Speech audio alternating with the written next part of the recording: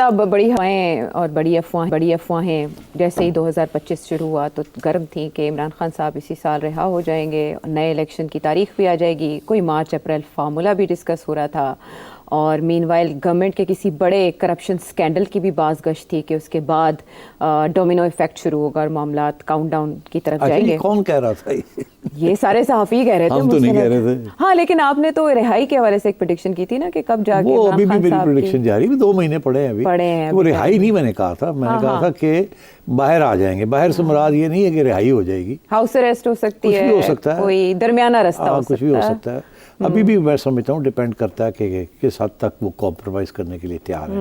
बहरहाल you carry on, sorry. अच्छा, नहीं मैंने ना थोड़ा सा वो टिप ले लिया आपसे बात करके, वरना आप चाहते नहीं है कि आप इस बारे में बात करें, तो मुझे अंदाजा हुआ कि आज आप बात करने पे आमादा हैं। अच्छा तो क्योंकि बात एक बार फिर उसी तरफ चल पड़ी है कि पाकिस्तान तहरीक इंसाफ मुज़ाकरात तो नहीं करे, मुज़ाकरात ख़त्म हो गए, नशिस्तन गुफ्तन बर्खास्तन कोई रिजल्ट नहीं निकला। पता नहीं आई क्यों थी पाकिस्तान तहरीक इंसाफ मुज़ाकरात की मेज़ पर और उसके बाद भाग क्यों गई, ये अभी तक हम नहीं जान सके। एहतजाज की कॉल दी गई है, यौम स्याह समझ लें, क्योंकि 8 फरवरी को आम इंतखाब को 1 साल मुकम्मल हो जाएगा।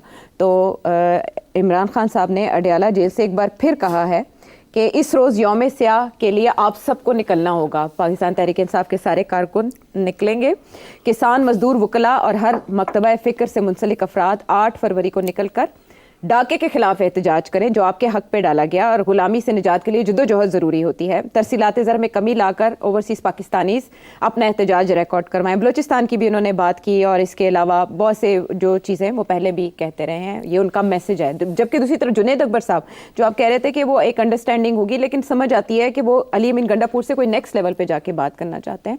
वो ये कह रहे हैं कि हमारे लॉन्ग मार्च और पहले वाले लॉन्ग मार्च में ये फ़र्क होगा कि पहले हमारी क़यादत इदारों के साथ राब्ते में थी, इस बार किसी से कोई बात नहीं होगी। और अगर वो कहते हैं मुझे अरेस्ट किया गया तो आप मेन शाहराह ब्लॉक कर दें। और शहबाज शरीफ याद रखें कि कल हमारी हुकूमत आई तो आपके बच्चे भी रोएंगे, अगर हमारी हुकूमत में शहबाज शरीफ के बच्चे ना रोए तो PTI को छोड़ दूंगा। ये तो बहुत सख्त थ्रेट्स हैं।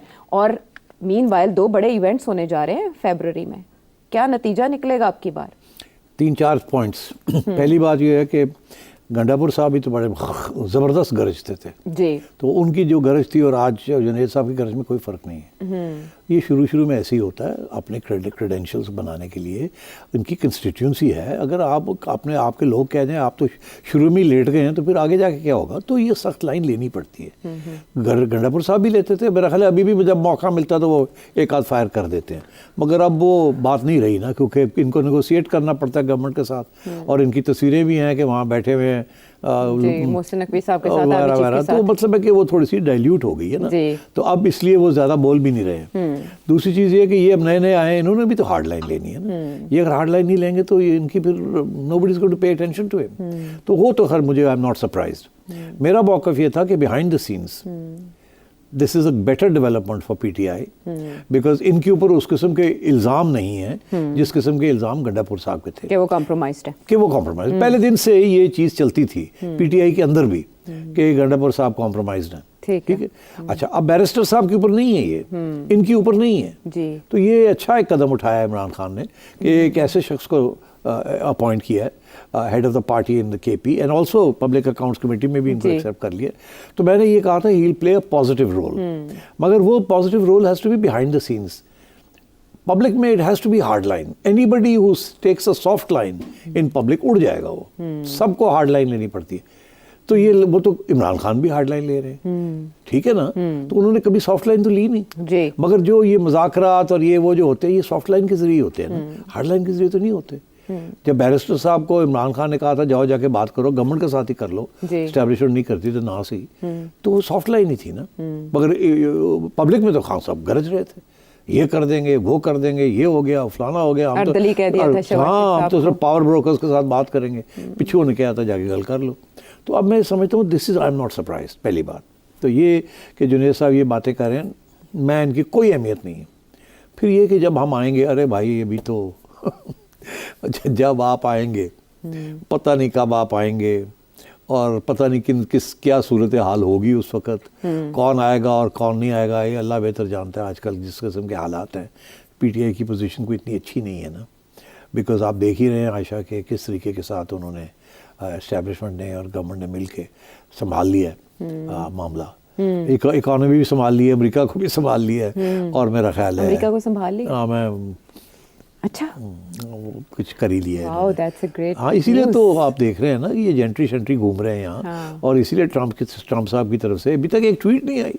बेचारे यार एक ट्वीट ही कर देते, और ग्रेनल ने की थी ना, फिर डिलीट करनी पड़ गई। तो अब ट्रम्प साहब को क्या था यार, छोटी सी एक ट्वीट कर देते, पीटीआई दोस्त हमारे खुश हो जाते। वो भी नहीं हुए, तो वो भी नहीं हुई। और मैं आपको बता दूं, इसमें MBS का बहुत बड़ा रोल है। अच्छा। इन्होंने सेट कर लिया है। अब इतना ही कहूँगा, इससे ज़्यादा नहीं। और अगर कोई आई भी बात ना फ्रॉम ट्रम्प, उसकी कोई अहमियत नहीं होगी। इन्होंने, मैं बता रहा हूँ आपको कि स्टिच अप कर लिया है। अच्छा। हाँ, इन्होंने थोड़ी सी प्रीएम्प्टिव काम कर लिया था, भाग दौड़ कर ली थी। अच्छा। और ये नहीं कि जी वाशिंगटन के अंदर मोहसिन नकवी साहब आए गए हैं या हमारे एम्बेसडर साहब आए गए, नहीं, इन्होंने सऊदी अरेबिया का रास्ता इस्तेमाल करके और अपने आप को स्टिच अप कर लिया। अच्छा। तो एक तो ये बड़ी इंपॉर्टेंट डेवलपमेंट है। तो मैं ये समझता हूँ कि इस वक्त पीटीआई की पोजीशन कमज़ोर है, which is what I said earlier. अब उस कमज़ोर पोजीशन को कैसे मजबूत करना है, कैसे उसको चेंज करना है, तो खान साहब हैज़ नो ऑप्शन, बिकॉज ये जो डिमांड थी उनकी कि जी वो कमीशंस बनाई जाएं, वो तो गवर्नमेंट जो है वो और किस्म की कमीशन बनाना चाहती है। हाँ, तो आपके ख्याल में वो ऑफर एक्सेप्ट कर लेनी चाहिए थी इमरान खान साहब को, उसका फायदा होता पार्लियामेंट्री कमीशन? मेरा ख्याल है वो कर लेते तो बेहतर था।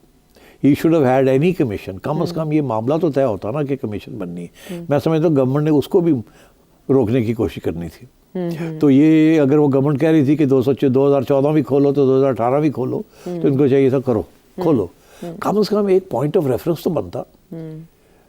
और मैं समझता हूँ शायद गवर्नमेंट भी उधर इधर होने की कोशिश करती, बिकॉज डोंट फॉरगेट, जब 2018 खोलेंगे और 2014 खोलेंगे तो खान साहब तो अपनी जगह पे, तो इस्टेब्लिशमेंट भी तो बीच में आ जाएगी ना जी। तो इस्टेब्लिशमेंट तो नहीं चाहेगी ना। हालांकि आज की इस्टेब्लिशमेंट और उस वक्त की इस्टेब्लिशमेंट में बड़ा फ़र्क है लीडरशिप में, मगर इस्टेब्लिशमेंट हमेशा इस्टेब्लिशमेंट को प्रोटेक्ट करती है, इसलिए पुरानी हो या नहीं हो। तो अगर ये कहते हैं खान साहब कि आप 2018 भी खोल लें और 14 भी खोल लें, जो कि कह रहे हैं PTI PMLN वाले या गवर्नमेंट वाले कि हम तो वो भी खोलना चाहेंगे, उनको चाहिए था खोल लो, फिर क्या होता, फिर एक तीर से दो शिकार हो जाते PTI के, कि एस्टेब्लिशमेंट भी आ जाती है निर्गय में और फिर उस तरफ ना जा सकते। क्योंकि ये जो PTI की जो बयानिया है ना कि हम तो एंटी एस्टेब्लिशमेंट है, कहाँ जाएंगे फिर, बिकॉज ये एस्टेब्लिशमेंट तो होने नहीं देगी ना ये चीज़, तो फिर नंबर लग जाएंगे ना इनके। तो इनको चाहिए था बात मान लेती, अभी भी बात मान लें और government will face a problem, तो इनका अपर हैंड हो जाएगा। मगर इतनी मतलब अकल कहाँ इनकी, ये बस जिद और मतलब गुस्सा कि हम नहीं करेंगे, ये नहीं करेंगे, इनको मान लेनी चाहिए थी, अभी भी जाएं और कहें जी आ जाओ। अच्छा, ये अब भी बात मानने से मैं कनेक्ट करूंगी थोड़ी देर बाद, लेकिन जो हम एहतजाज की बात कर रहे थे उसको लेकर हमें ऐसे लगता है कि जुनैद अकबर साहब बहुत सीरियस यूं हैं कि ये उनका पहला इम्तिहान है यौम सियाह, फिर स्वाबी में उन्होंने जलसा करना है और बाकी सियालकोट और लाहौर में उन्होंने इजाज़त मांग रखी है। लेकिन मीनवाइल मोहसिन नकवी साहब उनसे ये अपील करते दिखाई दे रहे हैं। मोहसिन नकवी साहब चैंपियंस ट्रॉफी की तैयारी भी कर रहे हैं, फिर वज़ीर दाखिला भी हैं, उनके कंधों पे बहुत भारी जिम्मेदारी है, इंटरनेशनल मीडिया होगा, फोकस्ड होगा। अब वो उनसे जब ये कहा गया कि पाकिस्तान तहरीक इंसाफ तो एहतजाज की कॉल दे चुकी है, तो उनका क्या कहना था वो सुन लेते हैं। पहले की तरह हम उनसे रिक्वेस्ट करेंगे कि ये चीज़ ना करें। जब 26 नवंबर था उन्होंने इसी तरह डेटें पिक की थी, नहीं करेंगे तो फिर उन्होंने सिर्फ नोट किया, इसका क्या मतलब? आपने मेरा तो प्रोग्राम में आपने मुझे पूछा था, इसका जवाब मैंने आपको दे दिया था, और फिर बाद में मोहसिन नकवी साहब का जवाब तो आ गया ना। हाँ। कि हम टैकल करेंगे इसको, वही होगा जो 26 नवंबर को हुआ था। आपने भी यही कहा था। मैंने यही कहा था आपसे कि इसमें 2-3 चीज़ें हैं जो ये कर सकते हैं और कुछ नहीं होगा, और 2-3 चीज़ें हैं जो ये करेंगे तो रिएक्शन आएगा और वो सख्त रिएक्शन आएगा, यही मैंने कहा था। मैं फिर दोहरा देता हूँ कि स्वाबी में जलसा करें, कर लें, अच्छा, लाख बंदा इकट्ठा कर लें, कर लें, धंधना लें, नो प्रॉब्लम। ओके, जाहिर है थोड़ी बहुत रुकावटें शावटें, वो तो स्टैंडर्ड ऑपरेटिंग प्रोसीजर है ना कि अगर लाख बंदा आना है तो इन्होंने 50 तो उत्ते वर्ड नहीं है, 50 आना है 20 लेके जाइए, 20 आना है 10 तो वो छोटी मोटी तो करती है ना हुकूमत। मगर केपी में मुश्किल हो जाता है ना, वहाँ तो इनकी अपनी हुकूमत है, वहाँ ये नहीं, वहाँ जितने जो लोग जाएंगे वो पहुँच जाएंगे। लाहौर में ये कर सकते हैं, ठीक है ना, इस्लामाबाद में ये कर सकते हैं। तो अब इन्होंने ये भी कहा है कि लाहौर में भी इन्होंने करना है, और पहले इन्होंने कहा था मीनार पाकिस्तान, साथ साथ ये भी कह रहे हैं कि जी हम छोटी छोटी जहाँ जहाँ आप हैं वहाँ आप करें। अब मैंने ये कहा था स्वाबी में नो प्रॉब्लम, जहाँ जहाँ आप हैं वहाँ आप खड़े हो जाएं, 100 बंदा 200 300 400 लाहौर में चेयरिंग क्रॉस पे आ जाएं, वहाँ बैठ जाएं, असेंबली के आगे आ जाएं, वहाँ सारा दिन खड़े रहें, दन आते रहें। I don't think there will be any problems. एक आध दिन की डिसरप्शन गवर्नमेंट कैन एक्सेप्ट, अच्छा उसको डिसरप्ट नहीं करेंगे, मगर एनीथिंग मोर देन दैट तो ये फिर गवर्नमेंट विल एक्ट। अच्छा, खा पंजाब की गवर्नमेंट हो या फेडरल गवर्नमेंट हो, दे विल एक्ट। तो अगर आपने ये जो रास्ते बंद करने की बात की है, वो जब आप बंद करेंगे तो शुरू में तो कुछ नहीं कहेंगे आपको, अच्छा, मगर अगर आपने सोचा कि आप इसको 3-4 दिन चलाएंगे ऐसे, तो then they will break you up in the second day और द थर्ड डे। तो there is a limit beyond which they will not tolerate anything. मगर शुरू में you will get a lot of tolerance, ताकि दुनिया को दिखा सके हमने तो नहीं रोका। अब ये देखिए कितने अनरीजनेबल हो रहे हैं, ये कर रहे हो, then we have to do something. और ये दुनिया में हर गवर्नमेंट ऐसे करती है। Up to a point protest is okay, beyond a point protest is not okay, then they break you up, then the police comes in with water cannons and batons and other agencies come in and then they disperse the crowds. So this happens everywhere. So यहाँ भी इसी किस्म की situation होगी। अच्छा, तो मैं ये समझता हूँ कि आर्ट को कामयाब रहेगा एज अ प्रोटेस्ट। हाँ, लेकिन लाहौर में कैसे हो सकता है? इवेंट है 7 फरवरी को। हाँ, फिर अब उसके बाद आपने ये 8 नया को- इशू खड़ा कर दिया है which is a very tricky one के 8 तारीख को जी, ट्राइलैटरल सीरीज शुरू हो रही है जी। क्रिकेट की, न्यूजीलैंड, साउथ अफ्रीका और पाकिस्तान। जी। और